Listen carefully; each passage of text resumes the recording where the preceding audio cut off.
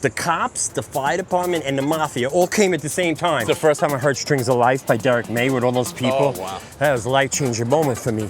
Yo, Prodigy did, Liam did something that was never done before. It's this Brooklyn guy going, what's going on here? It's like, they're buying more than over here. Do you know Madonna did her first performance either here? Could I have a vanilla shake? Give me a medium, I guess? You just put some chairs out, and here we are. Here we are, middle of New York, you know? We give you the 10 grand right now, but on Wednesday, if you don't have 14 grand, so there was 4,000 attached to that, they're gonna chop your fingers off. Welcome back to Lost Nightclubs, guys. We are back in New York City, and we are gonna go meet a DJ monumental to dance music in America. Looks like our guy's right here. There he is.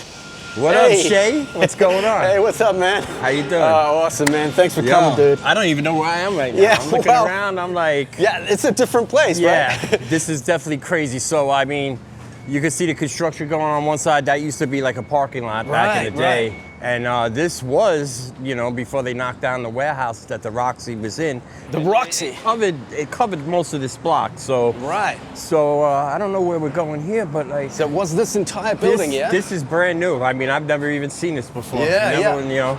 And it used to have like a sort of arch, like... It was a little back. Like, this building is built out a little further. I see. But like, that side of the street was a parking lot. I mean, there's nothing that resembles 40 years ago, you know what I mean? You come a long way in 4 decades, so you know what I mean? Now, as a club itself, what was what did you do there? You know, so the thing about the Roxy that's interesting is that it opened up as a skating rink in 1980, and I was 13 years old. Right. So it was like where you would go to clubs when you're 18, 21, you were able to go, you know, roller skating, and I was pretty much from when the Roxy first opened up. I was here every Saturday afternoon to skate, you know? Wow. And the skating thing was really big. That's what I did as a kid. I roller skate. I should have brought my skates with me. Could have did a little kind of skating thing. But yeah, the Roxy definitely was like, you know, my first introduction kind of like to the club scene. Because, you know, the DJs worked the turntables as they would at a regular disco. So at 13 years old, coming every week, you get to learn the formats of like roller skating DJs. They're like sessions. You get like 20 minutes of, they'll tell everybody they gotta leave the rink, and then it's guys only or girls only. And it was a format to the whole thing. And I learned how to mix from listening to DJs that were doing it, you know, in 1979, 1980. But yeah, the Roxy, I think I was here maybe the 3rd week that it was open as a roller skating rink. Then it became a club later on. Okay. And then it became 1018, which was an actual club. And what it was this doorway right here. It was a little further back, but it was a wide space. So, and it was just a ramp that went way up like to the 3rd floor. Wow. So when you got there, you had to walk up this ramp, and it was just cool. When you get in, it was like a big, like, I guess like where you would pay to get in, like a greeting area. And then you go in, and it was, you know, just a really fantastic roller skating rink. The one thing I remember about the Roxy was the disco ball they had. It was a girl that had skates on it, but it was a mirrored ball, but it was a mirrored girl ball. So it was kind of cool. And like I said, I'm looking at this now, and I'm feeling really my age right now because this is surreal to me. I mean, you see they're just building this one.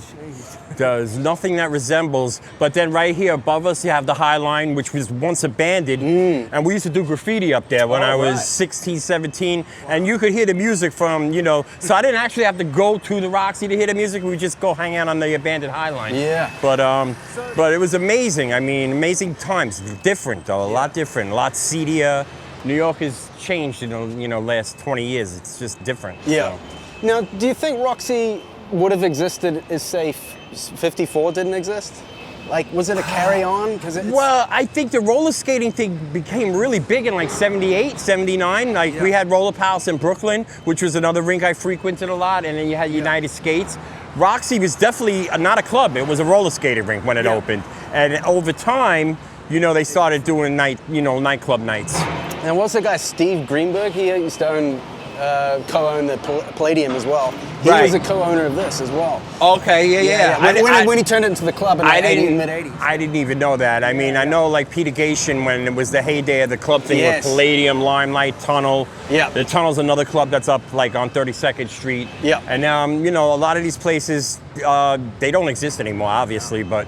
So yeah, I mean, we're walking. The Roxy definitely went almost to West Street, which is on the corner there. Yeah. And then, yeah, see, this is all new. There was never a parking lot here. All right, underground parking garage, New York.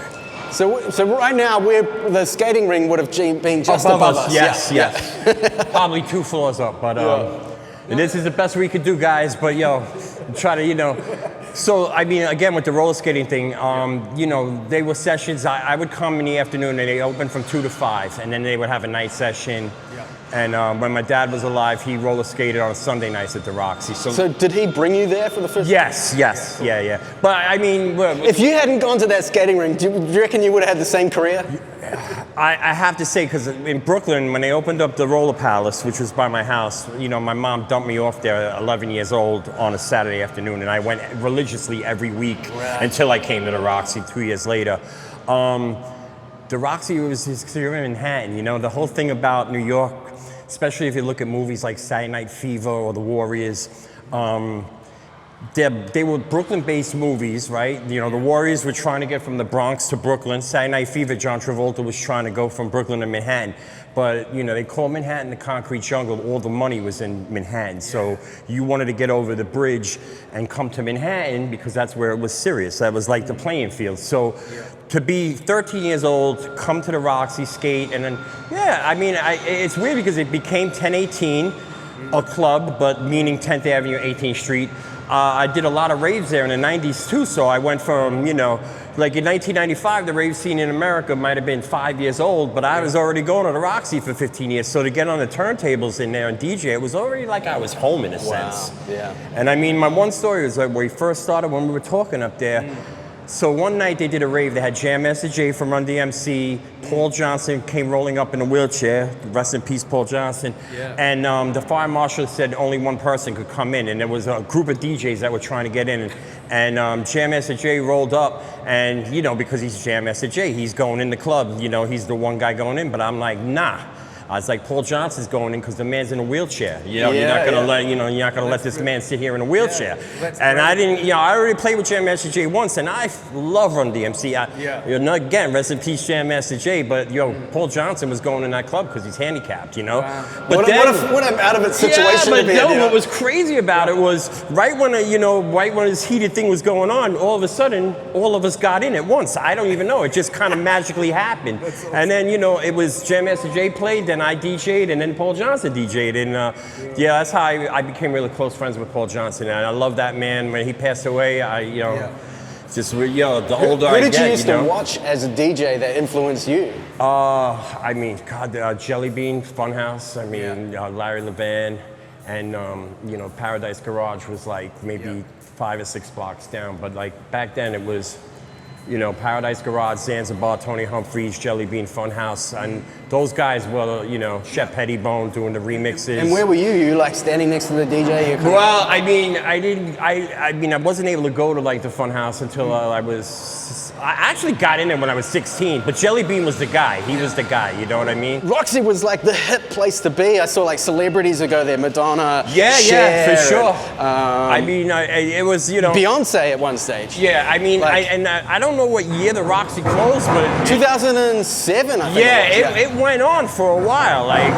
So right, we're walking right now. That would be like where the line was to get in, you know, and then you would get to the end and you'd go up that big ramp and didn't really have stairs. It was just like a truck loading ramp that they converted. Yeah, and was it more about the fashion and the social life thing, or was it more about the music? I think with the Roxy, because it was a roller skating rink, it never really qualified for that whole dress code thing. Yeah. You know what I mean? And then my experience from it was like as a kid, so 13 years old, we dressed normal, you know. Yeah. I've always been a jeans and t-shirt guy, so I just know like the music in New York in the early 80s was very radio oriented, but you had underground at night. They would do mix shows. Yeah. And the DJ thing became prominent, like you had Grandmaster Flash that did, the Adventures on Wheels of Steel, 1981. And I think that was a pinnacle moment for me because he took a bunch of records and made a record from a bunch of records. So that was, I'm not a musician, so my whole thing comes from DJing. So the concept of making records from records, that really appealed to me, and I think that's how I got to where we are here right now. So the Roxy to me was definitely one of the pinnacle moments where, you know, when you're DJing, you know what your future, you know, what you want to do in your future. And that was definitely from the roller skating thing. Yeah. How have you survived as a DJ? Because, you know, it's a weird job, you know, you're out at night, you know, if you've got kids and stuff, like a lot of DJs kind of disappear. I owned a record store for like 15 years, so I sell vinyl. I'm a hobbyist, but like I'm a professional with buying, selling, and trading vinyl, which still has a niche market to this day. So just having that business alone kind of keep you in check a little bit, because it's like absolutely, and I definitely, you know, it's split the pole. I learned about that the other day. We don't have that in New Zealand. But where we're going right now, this is the High Line, and this park was opened in 2009. Before that, it was railroad tracks that hadn't been used since the 70s, so it was abandoned. What a great idea, you know? So like a similar staircase like this existed, but it was, you know, fenced in. Then they cut a hole through it, and then we just climb up and walk up, and it'd be like abandoned. Just, you're above ground and it's abandoned. So. And you were a tunnel and bridge guy, right? So you had to... Yeah. We were coming on the train. You had to come to Roxy and then hit the train, right? Hit the subway. The subway's great in New York, I mean. And I learned the subway at a young age, so I was able to travel and... We're getting a good workout today, aren't we? Yeah, so basically this was just all overgrown bushes and grass back in the days. Yeah. Pretty much as you see it here, the whole thing was like that, and there was nobody up here. We would be up here, you would be able to hear the music from outside, so we would that's cool. You know, hang out. They actually get mad if you go in the grass. I did that once and they yelled at me. Yeah, all right, so you can see the whole building now, and it's pretty, Let's rewind time. Because you've got a really interesting career, and it's different from a lot of DJs because you went overseas. Yes.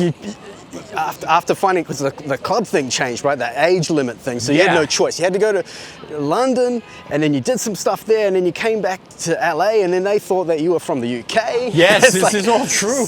All this is true. It's weird because my first tour to the UK was in August of '89, and I'm looking at my first passport. Yeah. And I landed in Heathrow in August '89, September 1989, October 1989, November, and December, all stamps. So I went once a month from the one tour.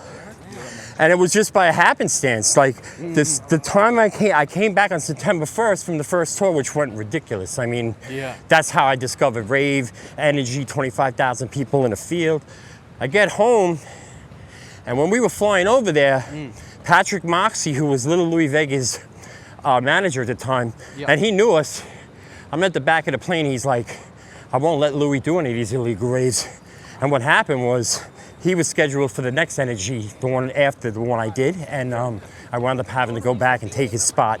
And I was terrified. I had to go by myself on the second tour. Had the greatest time of my life though, but like, you know, being young and no internet, when you flew out of the country, you were detached from the world, you know?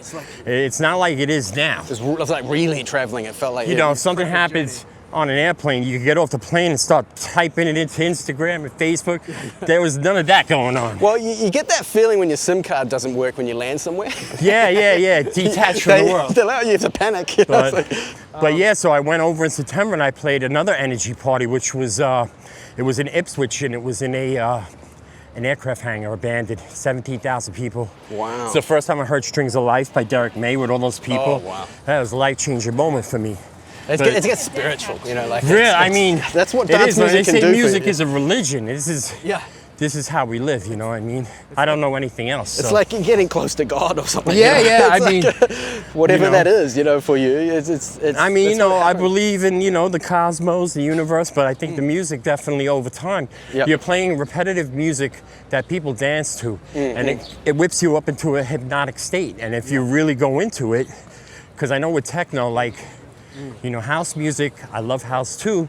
House is more traditional songs with words that girls could sing along to, you know?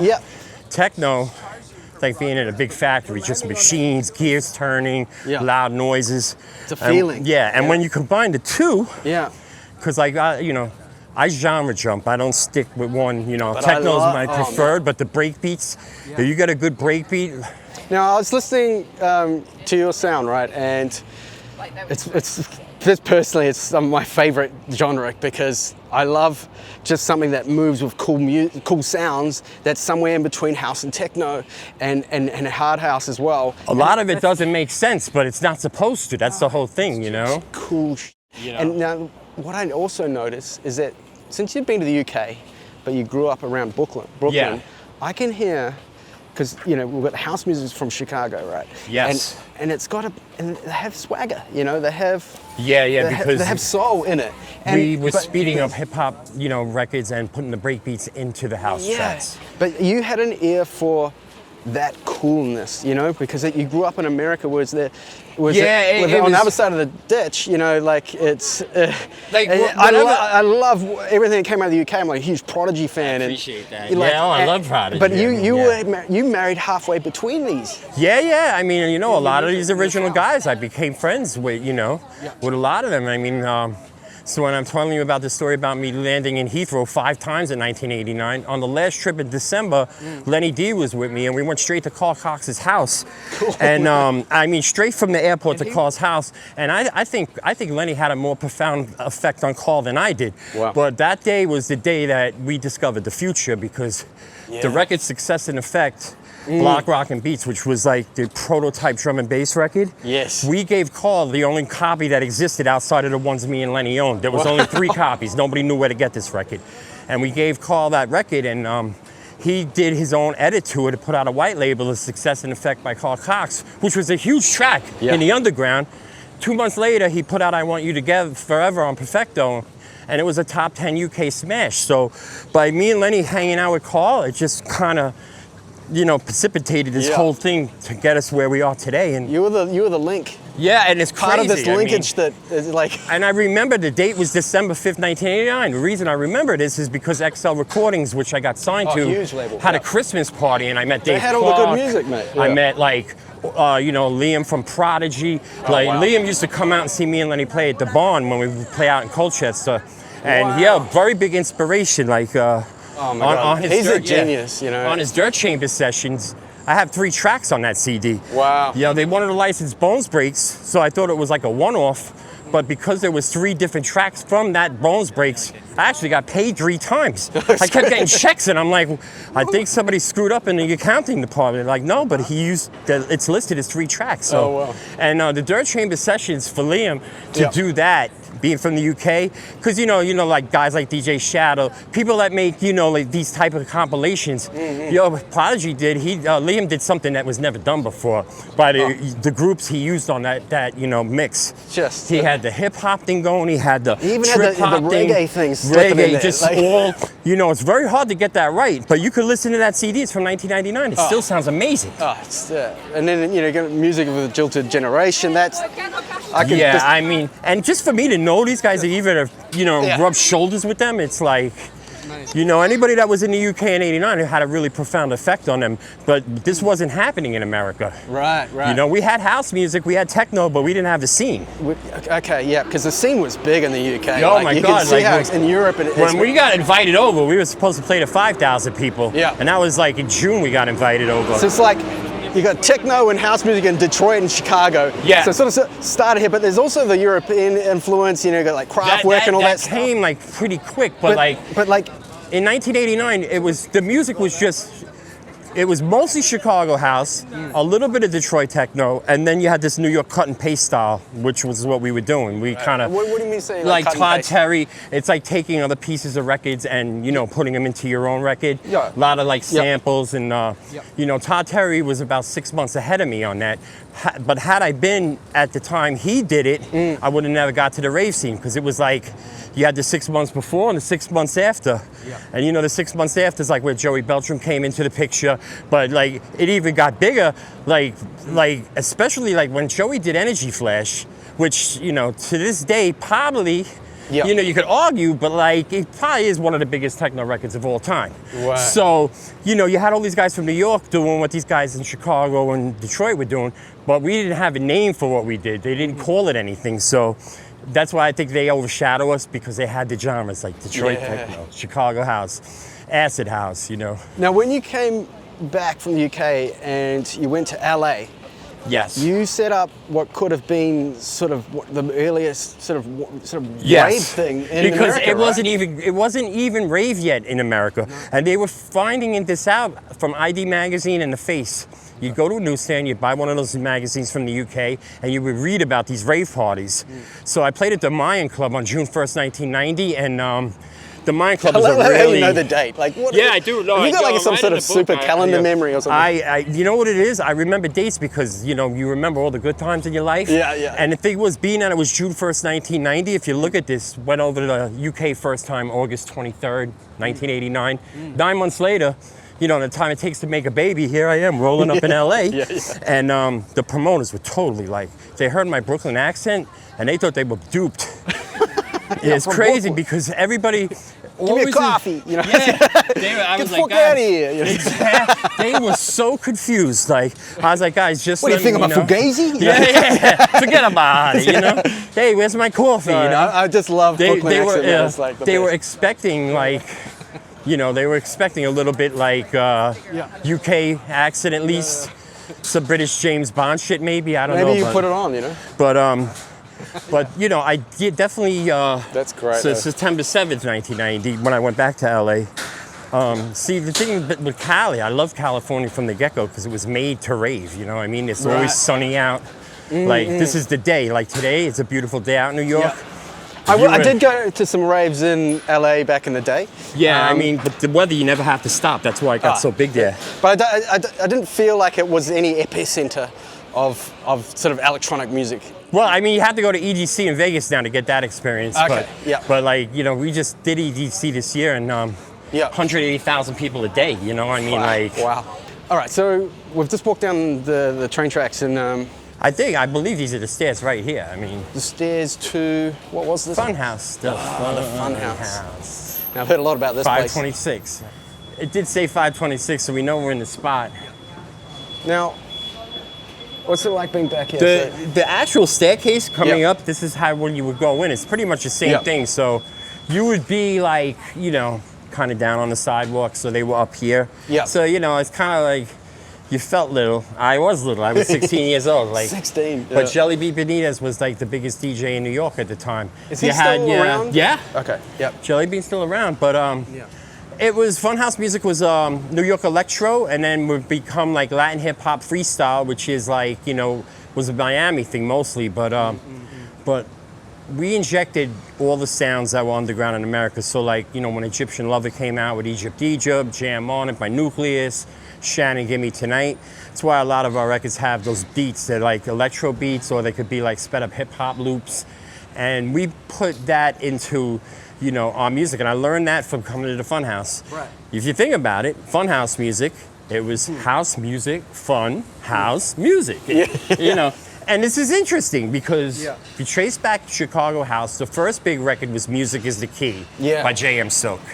If you look at Streetwise Records, Colonel Abrams' Music is the Answer, Music is the Answer, Music is the Key. It's the same track. Right. So it's like, what it was with the Chicago guys is they figured out the rolling boxes so they could put them in their houses, where we were on big budgets in the studios in New York. When you made a track, you were paying $150 an hour to go to a big studio in New York.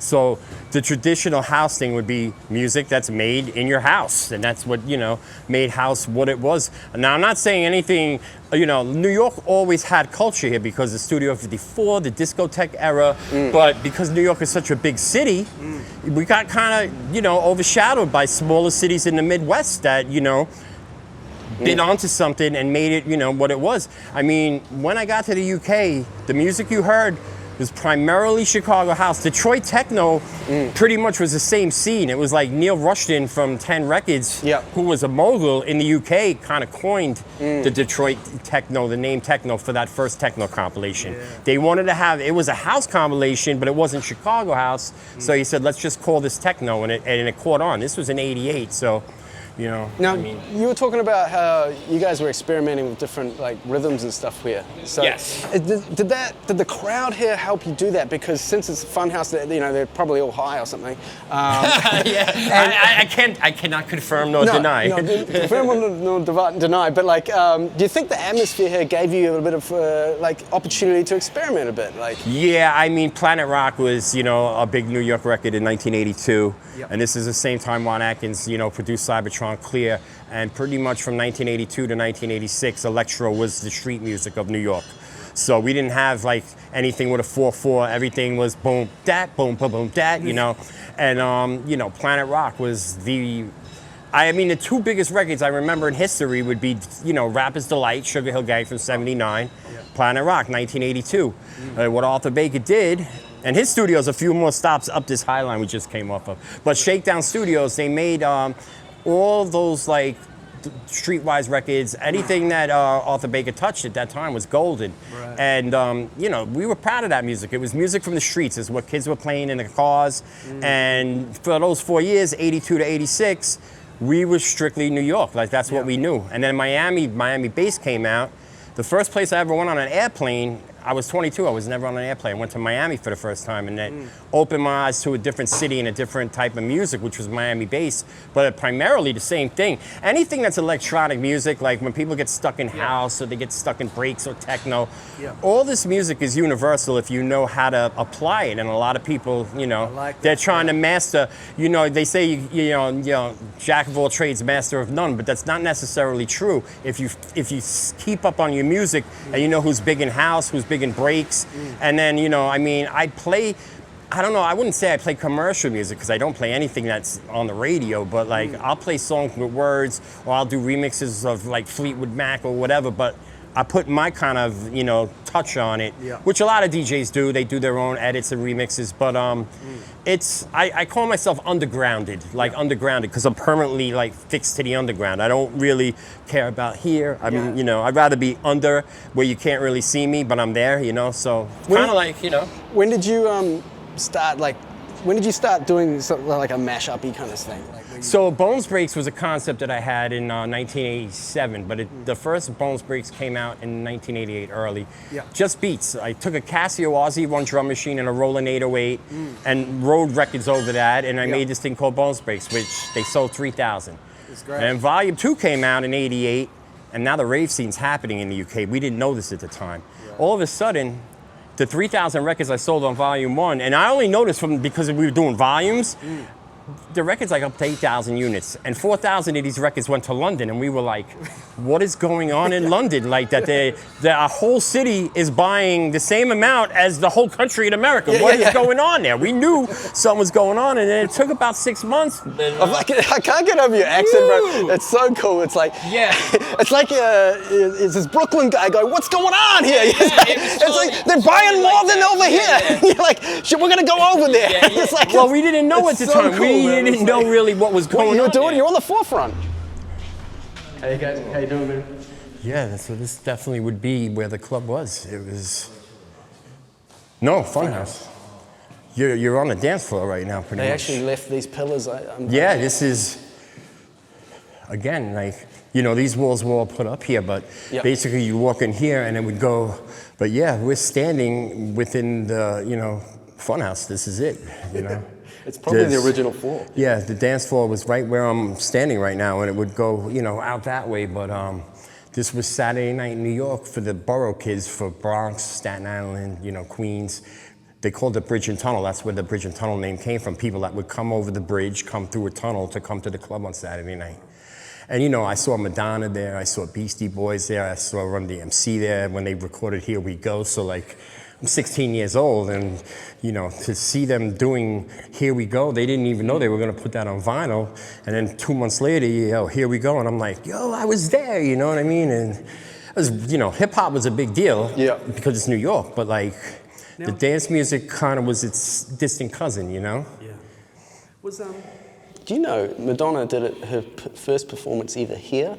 Danceteria, yeah. Okay, yeah. But she did show up here, right?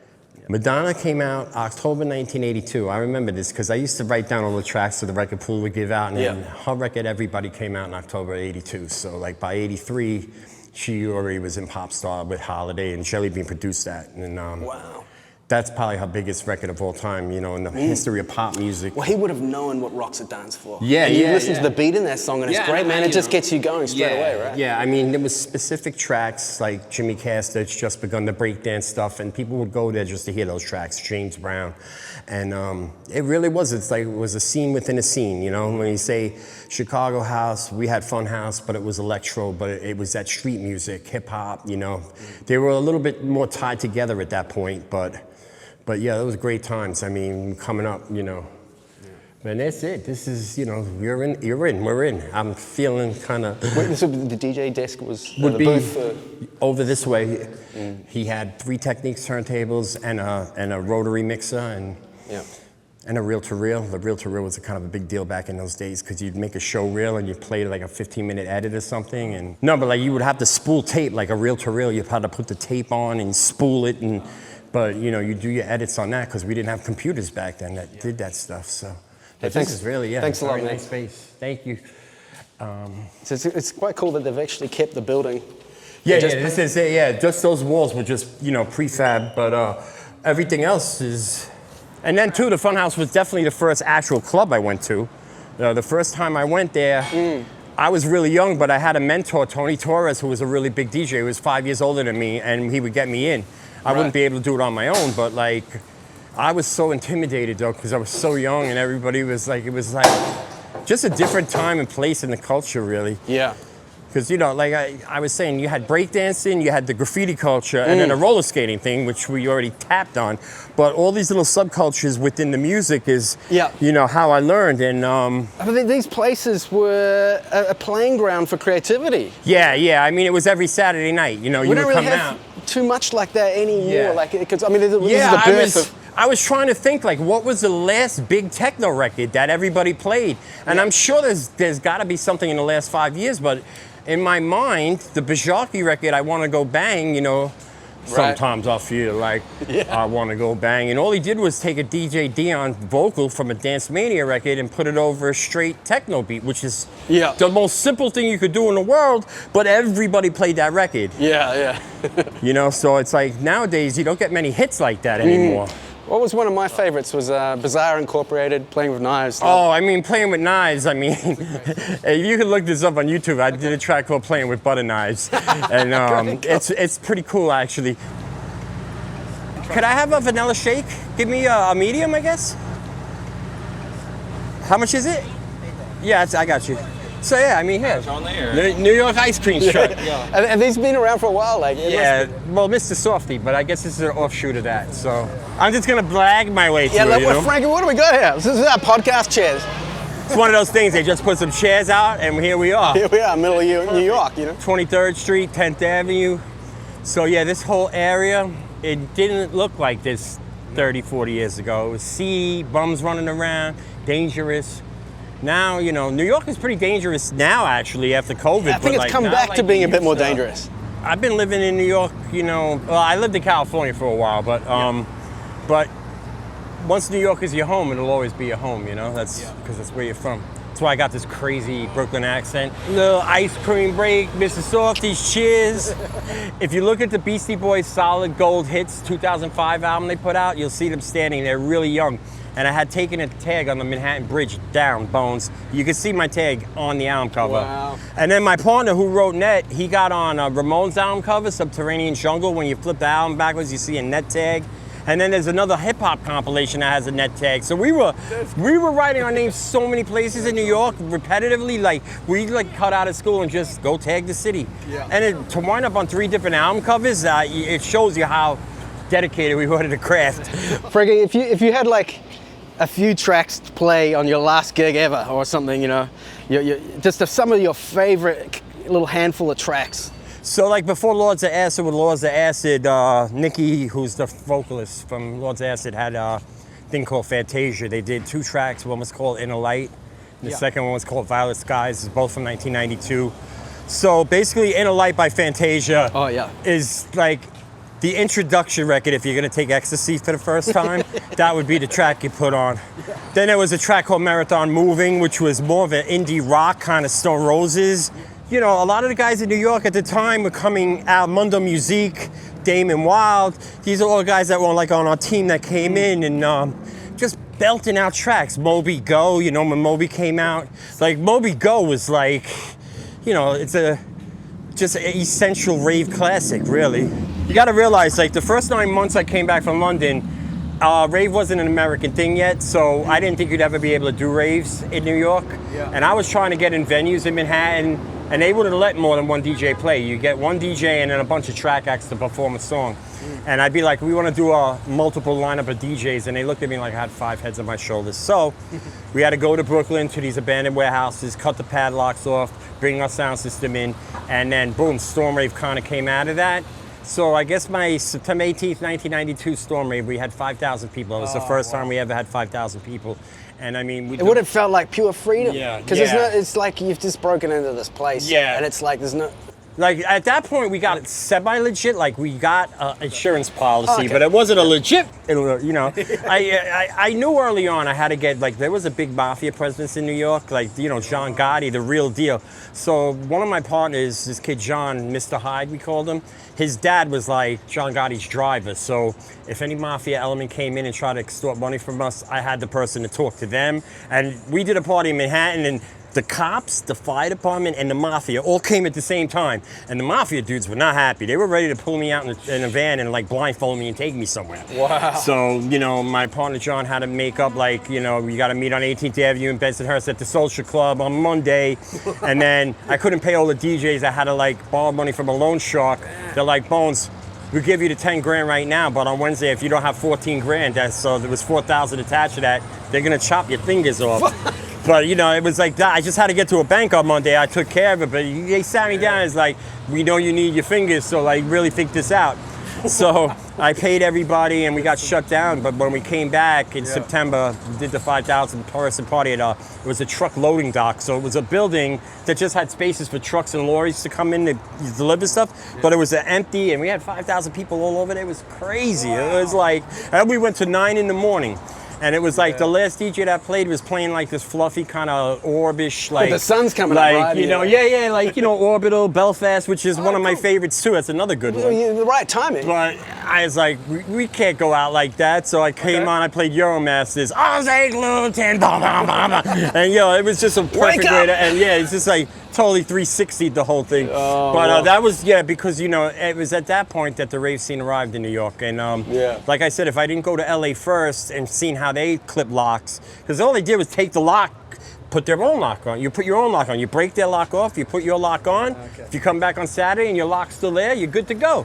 Roll the gate up, bring the system in, bring the people, and you're good to go. Or did you just put the system on the back of a truck or something? Yeah, well, we drive it right in. Like, it would be a roll gate, and then you would just like, as long as the lock that you put on last week is still on there, then you know nobody was in there in the last couple of days.